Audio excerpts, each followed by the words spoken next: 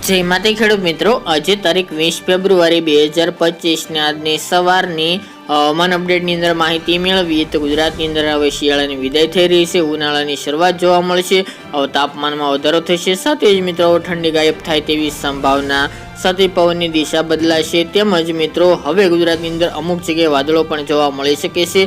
તો ગુજરાતની અંદર વેસ્ટર્ન ડિસ્ટર્બન્સની અસર હવે થશે કે નહીં તેની વિગતે અપડેટ મેળવીશું. ચેનલમાં નવા હોય તો ચેનલને સબસ્ક્રાઇબ કરી નાખજો અને વિડીયોને લાઈક આપીને તમામ ખેડૂત ભાઈને શેર કરી દેજો. ખાસ કરીને ગુજરાતની અંદર 2 દિવસથી હાઈ લેવલના વાદળો જોવા મળી રહ્યા છે. ખાસ તો અત્યારે મિત્રો ઉત્તર ભારતમાંથી એક વેસ્ટર્ન ડિસ્ટર્બન્સ પસાર થઈ રહ્યું છે, જેના કારણે તેની અસર ગુજરાતમાં જોવા મળી રહી છે, જેથી ગુજરાતના ઉત્તરના ભાગો, કચ્છના ભાગો અને સૌરાષ્ટ્રના અમુક ભાગોની અંદર ઘાટા તો અમુક જગ્યાએ આછા વાદળો જોવા મળી રહ્યા છે, હાઈ લેવલના તેમજ નીચા લેવલના. પરંતુ ગુજરાતની અંદર કોઈ વરસાદની સંભાવના નથી. આ ચોક્કસપણે એકાદ બે વિસ્તારની અંદર છાંટછૂટ પડી શકે છે. બાકી ગુજરાતની અંદર કોઈ વરસાદની સંભાવના નથી, છાંટા પડે તેવી સંભાવના છે. બાકી મિત્રો હવે આજથી ગુજરાતનું એકંદરે હવામાન સાવ ચોખ્ખું જોવા મળશે.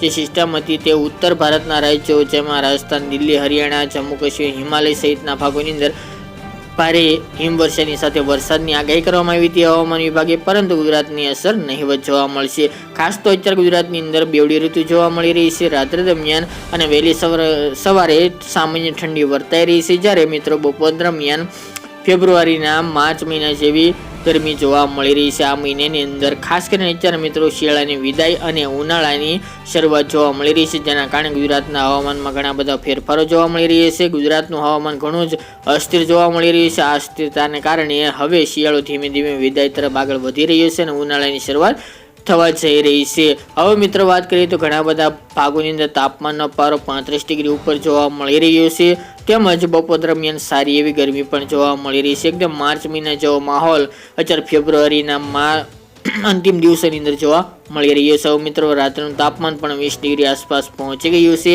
તેમજ હવે રાત્રિનું લઘુત્તમ તાપમાન હજુ ઊંચું જાય તેવી સંભાવના રહેલી છે. ફેબ્રુઆરીના અંત સુધીમાં તાપમાન ઘણું ઊંચું જાય બપોરનું તેમજ રાત્રિનું તેવી સંભાવના છે. આ 10 દિવસ દરમિયાન બપોરનું તાપમાન 35 થી લઈને 40 ડિગ્રી આસપાસ નોંધાય તેવી સંભાવના દેખાઈ રહી છે. આ વર્ષે પણ મિત્રો હીટવેવના રાઉન્ડ માર્ચ મહિનાથી જોવા મળે તેવી સંભાવના છે. ગયા વર્ષ જેવી ગરમી એપ્રિલ મહિનામાં આ વર્ષે પણ રેકોર્ડ તોડે તેવી પણ શક્યતાઓ દેખાઈ રહી છે. તો મિત્રો તૈયાર રહેજો. સાથે જ મિત્રો પવનની વાત કરીએ તો પવનની સામાન્ય ગતિ જોવા મળી રહી છે. ઉત્તરના ભાગો અને કચ્છમાં થોડી પવનની ઝડપ જોવા મળશે. બાકી મિત્રો પવનનો ઉત્તર પશ્ચિમ અને પશ્ચિમ દિશાના જોવા મળી રહ્યા છે. ઝાકળ વરસાદનો રાઉન્ડ હાલ તો ચાલી રહ્યો છે, પરંતુ તેમાં ઘટાડો જોવા મળી રહ્યો છે. હજુ પણ ઝાકળ વરસાદ અમુક ભાગોની અંદર જોવા મળે વહેલી સવારે, ખાસ કરીને કચ્છ અને સૌરાષ્ટ્રના પશ્ચિમ સૌરાષ્ટ્રના ભાગોની અંદર. બાકી કોઈ સંભાવના જણાતી નથી. વધુ અપડેટ આગામી દિવસમાં જણાવતા રહીશું. આ હતી મિત્રો આજની વહેલી સવારની અપડેટ.